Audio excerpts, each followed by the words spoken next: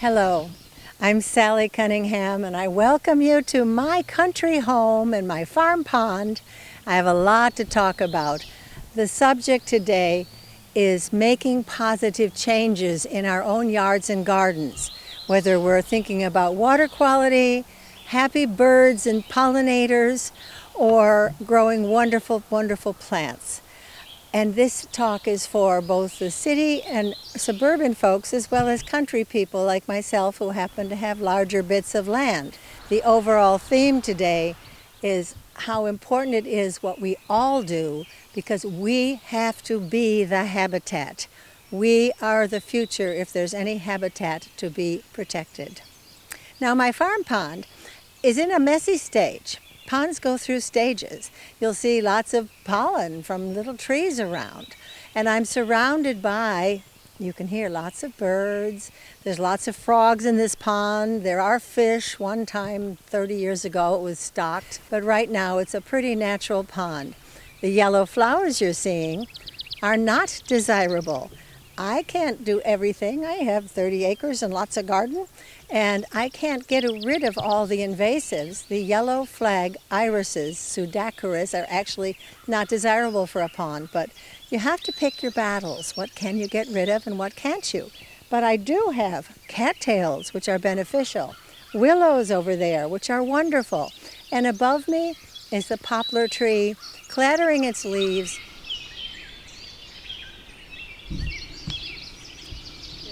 But the poplar is a wonderful sound effect and a habitat for birds, and it's one of those plants that is the most valuable. We'll talk today about the kinds of trees that are the most important things we can be planting to help our critters. So when I talked about the country, you know, you drive around Western New York and you think there's lots of country.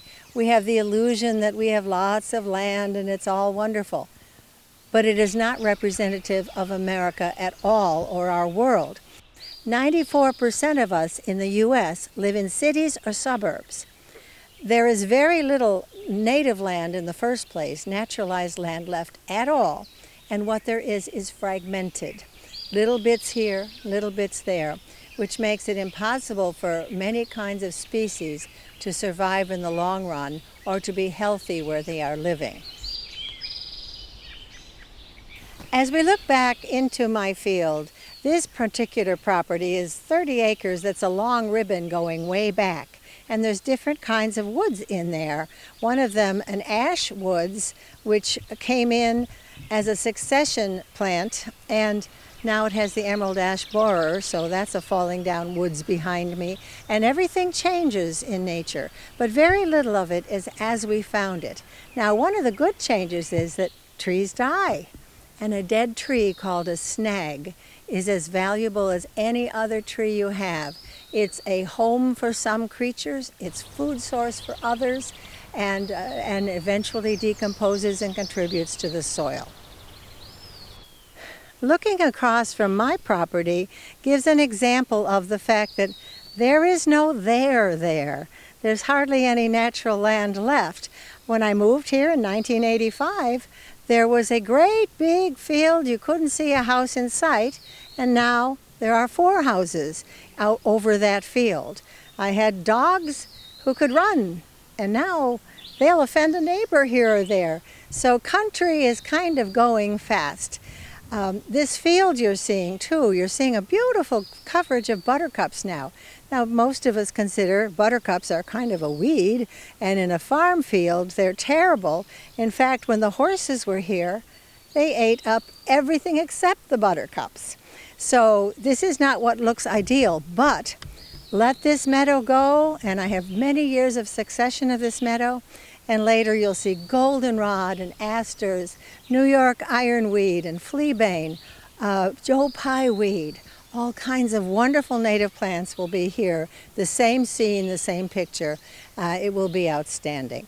So that's what we're going to aim for, more native plants. And as you notice, I'll talk about lawns in a bit, but I have simply carved paths through this meadow. And the path makes all the difference. People love to walk through paths. When I see great big expanses of lawn, I want to say to people, why? it doesn't do any good. Are you using that lawn? For nature, the lawn isn't helping. And yet a path through it lets people enjoy it, and all the creatures will come back and enjoy the territory. One of the things that all of us adults who care about nature, or you wouldn't be following this program, is the effect on children today of the video, audio, digital world they're living in, and how few are exposed to nature. I was a child who played in the woods, like many of you perhaps. I climbed trees, fell out of trees, fell in the creek, did all kinds of things completely on my own. No parents in sight. They were happy to have me go out and play. And for safety reasons in this world, perhaps people can't do that anymore and are much more protective of their children. However, there's something sad about a child who has never laid belly down in the grass and watched little insects crawl and move around, or watched baby birds in a nest, or even looked up at the sky and wondered, what's up there? What are the clouds? Richard Louv wrote a book in 2005 called Nature Deficit Disorder, actually saying that children are deprived of something essential when they don't have this nature experience. So all of us need to give that experience to them when we can, and in all that we do, give examples of a reverence for nature. Because again, how often do you see this? Somebody goes, I killed it. What's wrong with that? What did you kill? Why did you kill it? We have an entomophobic world, a culture in which insects are considered the bad guys, and I'll talk more about their many benefits in a little while.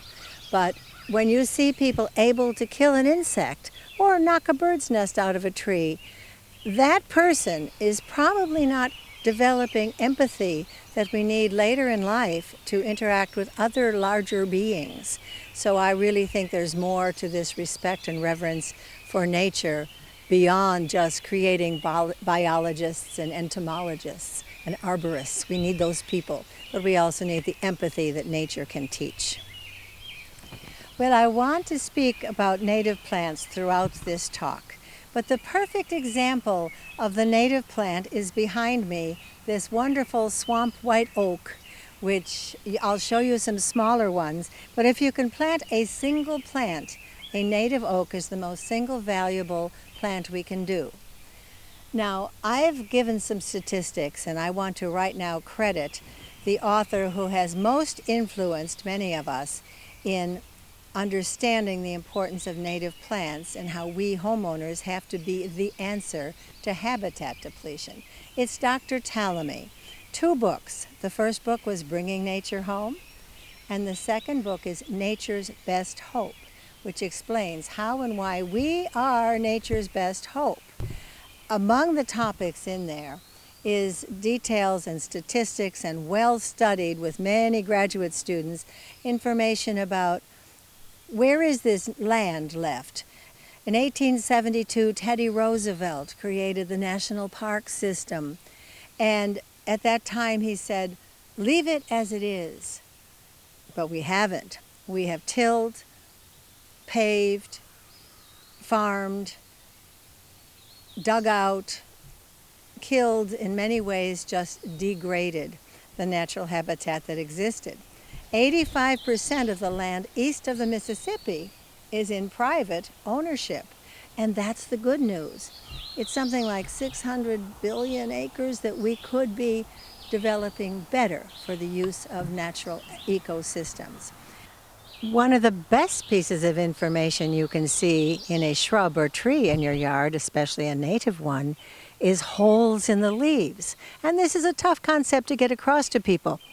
For decades, gardeners have sprayed anything they saw had a hole in the leaf without even seeing the insect eating it. And the more important point is, if you have holes in the leaves, you're doing your job. You're giving a caterpillar a break. A leaf-eating insect needs to be eating these trees. In this case, an oak tree, Dr. Tallamy's research showed that a single native oak tree might have, at any given moment, 400 different caterpillars in it of many different species, whereas a ginkgo tree lovely old historic tree might have 2 insects. We want native plants in our fields, and many of them find their way here naturally. One that you don't see very often is Vernonia, like Vernon, Vernonia, New York ironweed. And this one, you can see the remnants of it from last season. It's this tall, great big purple umbel type florets that the pollinators, it's like a party up there with bumblebees and butterflies and all kinds of other native bees. And I brought one in from a native plant nursery about 20 years ago, and now I have one here and there all around this field. Here, looking closer, is the new growth. This is what it looks like now, and this is why I leave the long stalks up to remind myself if I get whimsical about where to put a path, I won't be cutting down my Vernonia. The word about goldenrod, first of all, it's blamed for hay fever, which it is not guilty of. These are goldenrod plants in front of me, and you'll see scenes of my wonderful fields all through the later season, all golden. They are so useful for many, many kinds of native bees, honeybees. The honey we get for fall is lots of it goldenrod honey. But the bad guy for our noses is this. This is ragweed. This is why we take our antihistamines. Pull these, get rid of these. 1 million seeds on this one little plant. So stop blaming the goldenrod. Snags or dead trees are one of the most valuable things, as I have mentioned. And in city and suburban life, you can't always leave a dead tree where it'll fall on the kid or the car or the neighbors on the sidewalk. But in the country or in the back of a suburban property, you certainly can. And I find it disturbing that sometimes new people who move to a more rural area feel they have to clean up the woods. Oh, please don't clean up the woods. We need logs on the ground. That's where so many forms of life that feed other creatures inhabit. But here, this is a way you can help substitute for all the trees with holes that aren't in your yard. Here are some little boxes. There's many projects. It's a wonderful youth project. Alfalfa bees, leafcutter bees, mason bees, all these little houses. And if you look very closely, those holes that are plugged mean that Mama Bee has already stuffed, it might be a wasp, hornet, a native bee, has already stuffed the egg in there, which becomes a larva, and the food will be included. So Mother has done her job, and eventually you'll see all of them come out through the holes later in the season.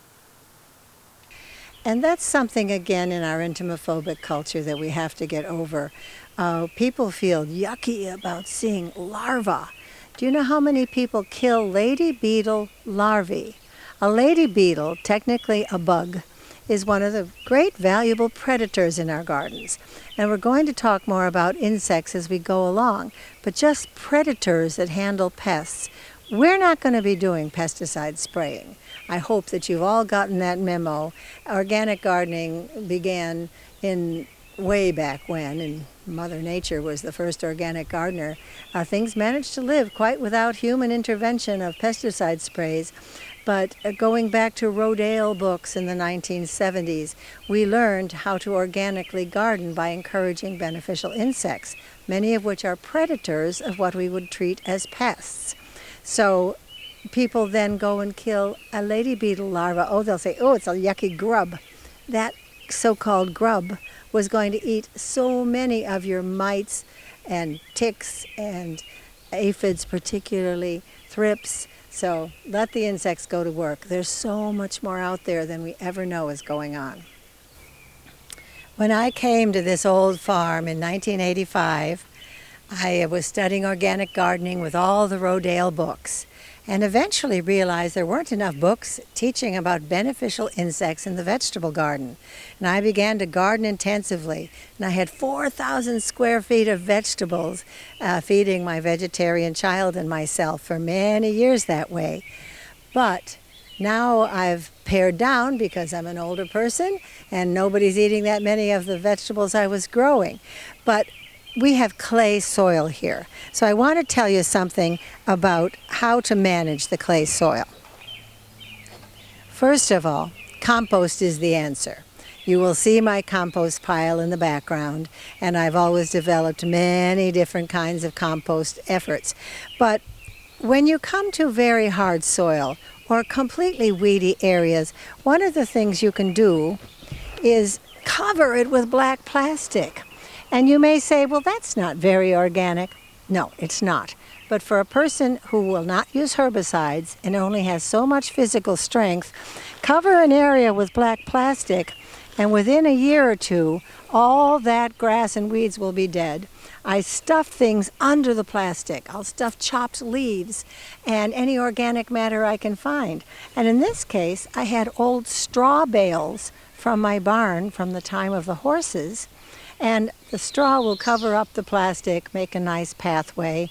I'll be growing things in containers, squash and flowers in containers on top of the straw. So this is a temporary measure, but it's certainly an answer.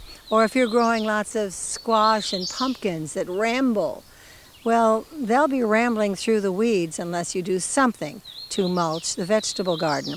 So straw and plastic are one alternative. You don't have to use the plastic. It's just for serious weedy situations. And tuck stuff under it. You're kind of composting under the sheets. That'll also help you. Did I mention imperfection? Okay, my eggplants have all kinds of holes, and I thoroughly suspect it's something called flea beetles. And flea beetles, yes, they disfigure the leaves. If they go too far, I won't be able to have enough leaves to produce a beautiful eggplant. But you know what? It'll probably all work out. Usually beneficial insects arrive that will manage the flea beetles. And so what if leaves have a few holes? I am not taking my eggplant on TV. It's okay.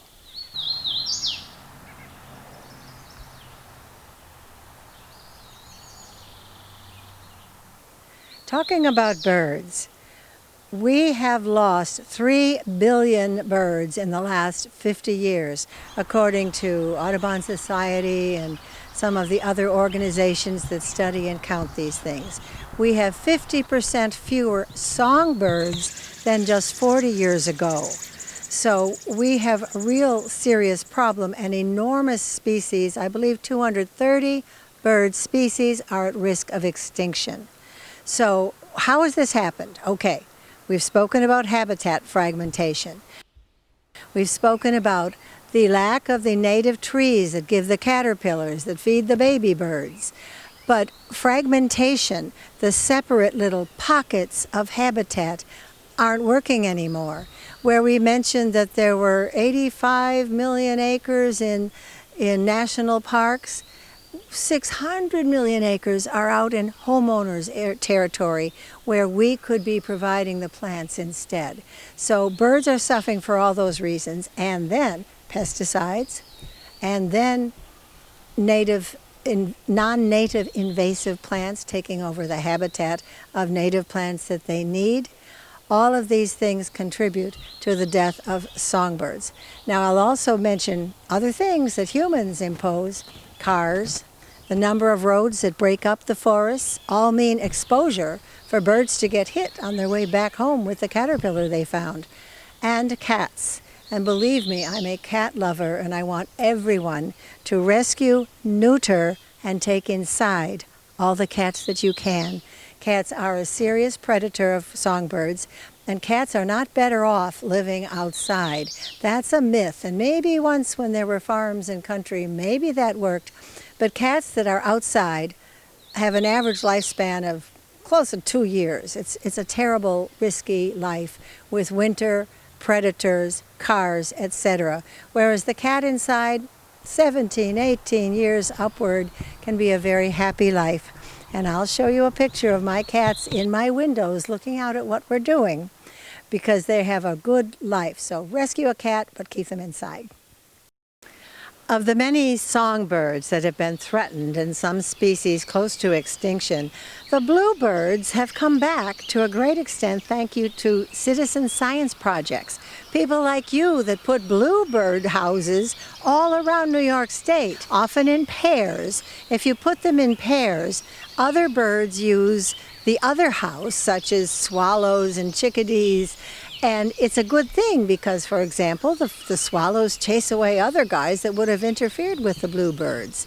I have seen fledges in this nest and in many others around my property. So it's a great thing to do, and they are a total joy to watch. If you want to attract birds to your garden, provide moving, noisy water with a little bubbler. I have simple solar bubbles that I just float those. They're probably $15 a piece. There's a bluebird taking a bath as we speak. And what a pleasure they take in it. They love a shallow bird bath without sides that are too smooth.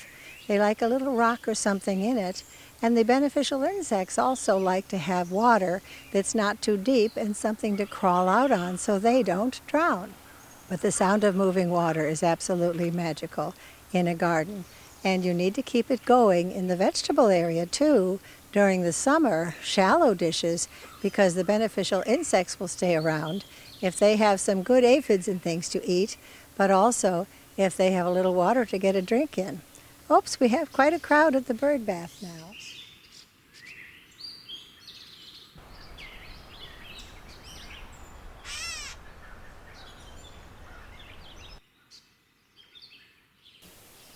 Now let's talk perennial gardening, which is very dear to my heart. Vegetable gardening was where I began as an educator and studying and writing a book. But eventually ornamental gardening became more important. And as you probably know, Garden Walk Buffalo started a huge thing. 25 years ago, somebody said, let's have a little tour of gardens.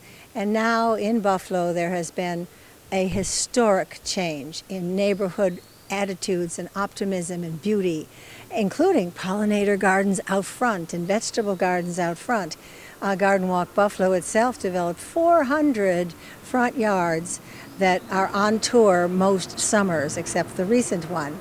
And around the area, other towns and neighborhoods developed walks and tours.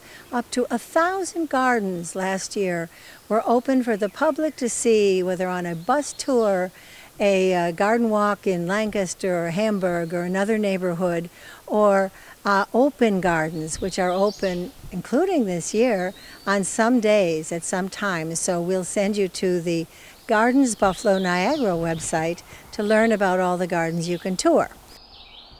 But ornamental gardens. I became a teacher of perennials. And as you'll look at my own private, immediate perennial garden, you will not all see native plants, because many are not. We all collected the most exotic, most beautiful. I have fantastic hostas. There's Queen Josephine and Silver Spoon and Whirlwind. I love my hostas, and I can't imagine a garden without them interspersed. And you'll see many other non-native plants. But when possible, I'm replacing them with native plants, and after all, as we've established, I'm giving 30 acres or so back to nature, so I don't feel too guilty. You're looking at some plants in the garden. That's an Amsonia taberni-montana, which I have there, and you will see tiny little flower flies all around it. But honestly, I have it because the whole plant turns gold. The foliage is gold in the fall. The goal in my perennial garden is to keep as many flowers going from early spring through late fall. In June, I have my pulmonarias here blooming like crazy, and they spread beautifully. And I want to make a comment about perfection in that, boy, I don't try for a perfect garden for a magazine because they're not coming to shoot this garden. I want people to have plants look their best, nurture, give each plant the right location so it can be its best at its point in time. And after that, you weed where those weeds get in the way. Also, a point about weeds, if we call something butterfly weed or milkweed or ironweed, That doesn't mean it's a weed, it's just a word. We have put the weed on some wonderful plants, and if we do that, people won't buy them or won't want them. Don't let the word weed scare you. Filipendula is one of my favorite, and it is a native plant, although I don't know how close in Western New York. Native plant experts would like us to grow things that are honestly native within the nearest 50 to 100 miles, depending on whose opinion. So we want to grow things with native, local, indigenous provenance. However, Filipendula, wherever you can grow it, is wonderful. It will get about 5 feet tall. These will be pink plumes in a little while. It spreads generously and it has a beautiful foliage. And when the pink plumes are in bloom time, the butterflies and pollinators are all over it too. So my garden is a mix of natives and non-natives. In reality, in our country, 93% of the plants we use are non-native, what we might call exotic plants. More people want to find native plants, but then one of the things you'll find is nativars, cultivars of native plants, and there are a number of reasons why the best thing you can do is plant the species, the true original version. It could be that the DNA is just right, the shape of the flowers, the size of the flowers, the color of the leaves. There are many reasons that the species plant is preferable for specific things, including the nutrition of the insects and the birds that eat the insects. So it's complicated, and I'm sure there's lots we don't know yet, but when in doubt, get the species. If not, plant nativars, and it's a good starting point. It's fun when you can find a rare native plant. This is a plant of the Northeast. I don't know its exact original habitat, but its common name is bastard's balm. I do not know why, but its original name is Mellitus melissifolium. Catchy name, eh? Bastard's balm. It looks like an orchid. It's a shade-loving, slowly ground-covering native plant for some parts of the Northeast. So it's fun to look for these things and let our garden centers and nurseries know that we're interested, that we will come to buy native plants if we can find them. A perennial garden, as you know, doesn't have to be perfect, but I do think you need to express yourself, as I have with George and Martha here, who dressed up for just this video shoot. This plant before me is called mountain mint, Pycnanthemum, and it's a wonderful native, way underutilized, and I hope to see lots more of it available. The Native Plants Collaborative is doing every effort to encourage growers around here to grow more native plants, and Pycnanthemum will be one of them. The Western New York Land Conservancy also engaged in a project to grow more of it. It will, after a while, have a little white flower, and it will be dotted with honeybees, native bees, and other wonderful little creatures, totally savoring it. And you could keep it at 2 feet, a little tighter than this.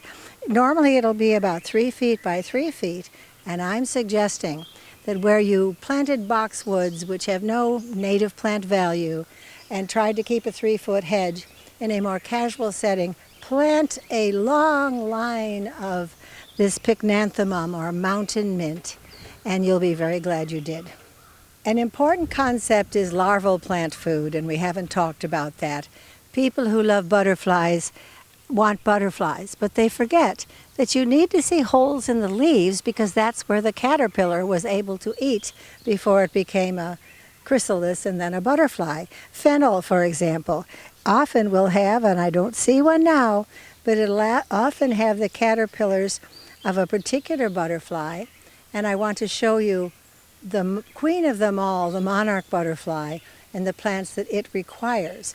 But the bottom line is, caterpillars have to have the leaves of the plants with which they co-evolved.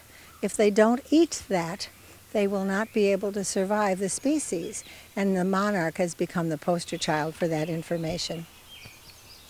Back to the flower garden, which, as I said, is not all native plants, but, for example, roses. People have yearned for rose gardens, and the worst thing you can do right now is try to have a tea rose garden, because all of those old-fashioned roses tended to be cared for with lots of pesticides. But nowadays you can get either a natural rugosa rose, or you can get these little shrub type roses. This one is called Oh So Easy Coral or something like that, from Proven Winners, and it's a joy. Part of the point of gardening, as much as I've stressed nature and wildlife, part of the point is for our pleasure as well. Here we have common milkweed, and while it's not as valuable as the swamp milkweed, and I don't have an example to show you right now, but I have a feeling my field and low places have lots of it, the common milkweed is again the Asclepias genus, Asclepias or Asclepias, and this particular species will attract the monarch butterflies, which will lay their caterpillars on it. I will be involved this season with Eastern Monarch Butterfly Organization, where there will be butterfly releases throughout Garden Walk Buffalo time period and at several farmers markets in the area. Speaking of roses, this rose came from my own Grandpa Harper, that when I grew up, this rose and its relatives were on our property in Eden, New York. And Grandpa was an English gardener, and he taught me to love nature, and I walked with him in the woods and learned about eating wild blackberries and how lightning struck a tree, and he taught me to love and appreciate snakes. I was the only girl in my kindergarten class that thought snakes were a great thing, but that's part of the benefit of growing up with a grandparent. So when I see this rose, I always think of grandfather, and you should smell it. I wish you could smell it. It's really fragrant. One of the things people don't often know about insects is that more than honeybees are what you need, and many of the things that benefit us in the garden are flies. They are pollinating. There's some things that are called bee flies. It's really hard to tell up close. There's so many species of Hymenoptera. Hymenoptera are the bees and wasps and ants that have 4 wings, whereas a fly only has 2 wings. The one you're observing is literally rolling around in the pollen until another naughty fly interrupted its bath.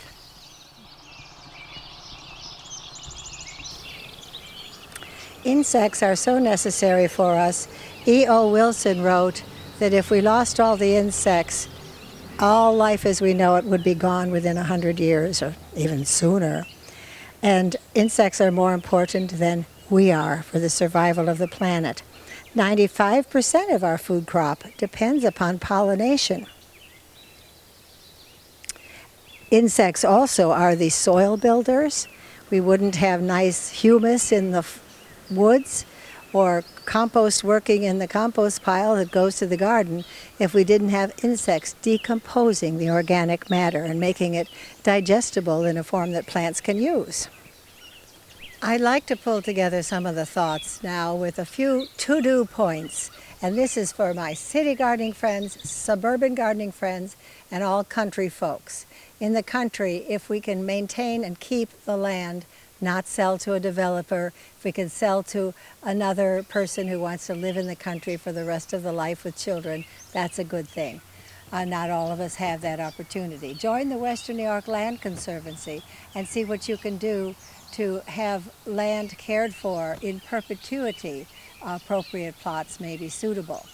Now, other things that we all must do. Number 1, shrink the lawn. Years ago, I was influenced by Sally Wachowski, Requiem for a Lawnmower, and Sarah Stein, Noah's Garden. Those were books that in the 80s were telling people to do some of these same things. These concepts are not new, but there's a big movement now, and that is a lot thanks to Dr. Talamy and other environmentalists and conservationists and biologists. So thank you to those people. Shrink the lawn.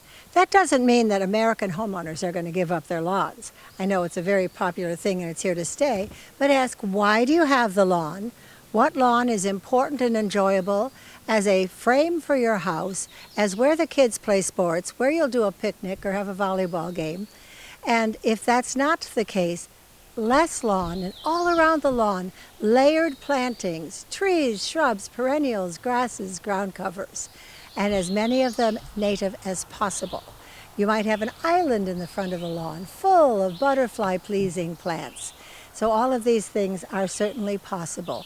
After cutting back on lawn, the next most useful thing you can do is choose plants for a different aesthetic. We are so used to a society in which plants are valued for just their beauty. But beauty is in the eye of the beholder, and we humans think beautiful is, oh, it's a red flower and it's so big. Maybe for 2 weeks that's a pleasing plant, but what does it do the rest of the time? We should be choosing plants for their usefulness. Every plant should be more than pretty. We call it ecosystem services. What ecosystem service does this plant contribute? Of course, the native plants are the biggest thing. We've also learned that a few native plants that Dr. Talamy and his followers and students call keystone plants are the most significant. So not all native plants are equal, some are more important. So choose useful plants, and that could mean plants that are edible. We all want our berries. Well, get a service berry, elderberries, gooseberries. All of these may also serve some of the creatures. Blueberries are a highly valuable plant, and while you want the blueberries, some birds really will appreciate it too, as will an occasional caterpillar, and that's not a bad thing. The service berry is one of the wonderful berrying trees that I enjoy eating the berries, but the cedar waxwings usually get there first, and here they are having a feast. I want to tell them, wait till the berries get purple-blue, but they're going to eat them anyway. It's good nutrition.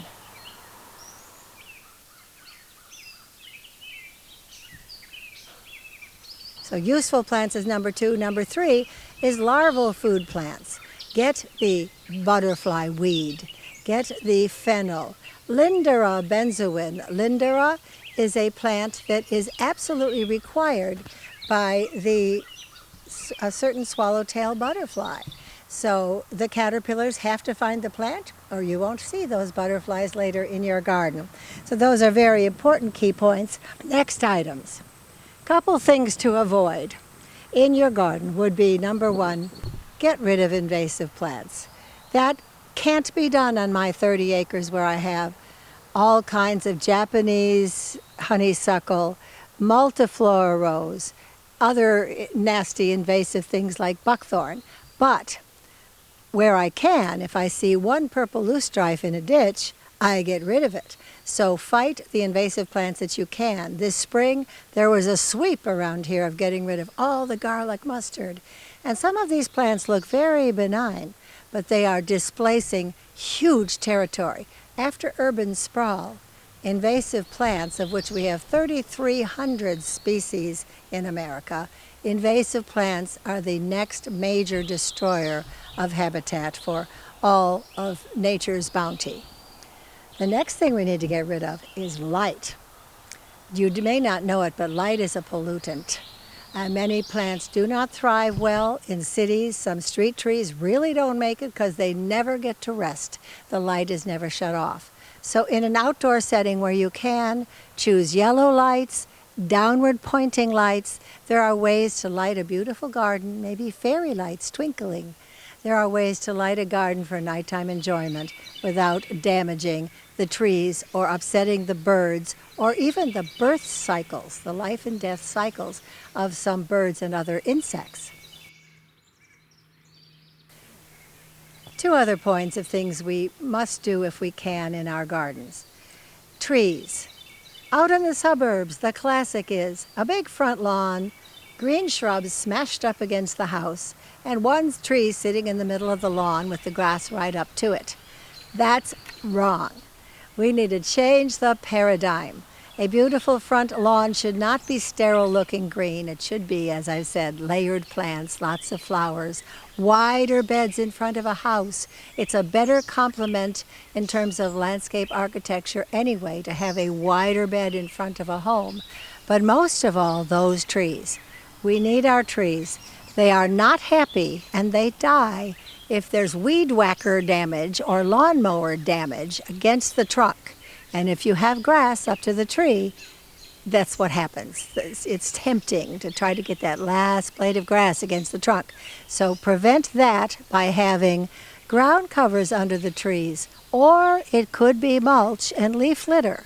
But out as far as the drip line of the tree would be a very good idea. And the other reason is that these caterpillars we've talked about feeding all these baby birds, caterpillars and many other butterflies and many insects, moths, pupate in the leaf litter under trees. So we need to leave the litter all around so the animals can have a full life cycle that's required. And you may be not knowing it, but you're helping a grouse or a pheasant or some bird species. Many other animals require connectivity. So increase the connectivity. Those national parks are not going to cut it. We need the human gardens to make the difference. And in our cities, that's very much what we're doing with the wonderful joy and the wonderful craze of gardening, particularly front yard gardening. So as Dr. Talamy would have you know, and Garden Walk Buffalo would have you know, it's up to us. We can make a lot of difference in what nature survives and does not survive. And with changing climate, weather events, human urban sprawl, invasive plants taking over, and all the other destructive things that we do to pave and till and log and burn all of nature's beauty. We really need to do our parts, and every time we can, choose better plants and plant them in better ways in our home gardens and landscapes. I'm holding my most recent baby that I'm very, very proud of. I wrote Buffalo Style Gardens with Jim Charlier, who for many years was president of Garden Walk Buffalo and part of the entire growth of garden tourism in Buffalo. And we are so proud to have shown people Buffalo Style Gardens. Of course, it represents more than Buffalo. It's the region. 80 more gardens from the region are around here. And it's more than just pretty. These Buffalo gardens in the front yards are bringing in the pollinators, but they are also doing things to change the value of neighborhoods, the livability, the friendliness, the pride of the people in the neighborhood. Buffalo Style Gardens have increased safety in some neighborhoods and entirely revitalized whole blocks at a time. Because when one gardener does this and says, "Look what I've done," pretty soon other neighbors are out front doing even more. So thank you to all the gardeners of Western New York and especially Buffalo for all you've done to enhance the image of our region.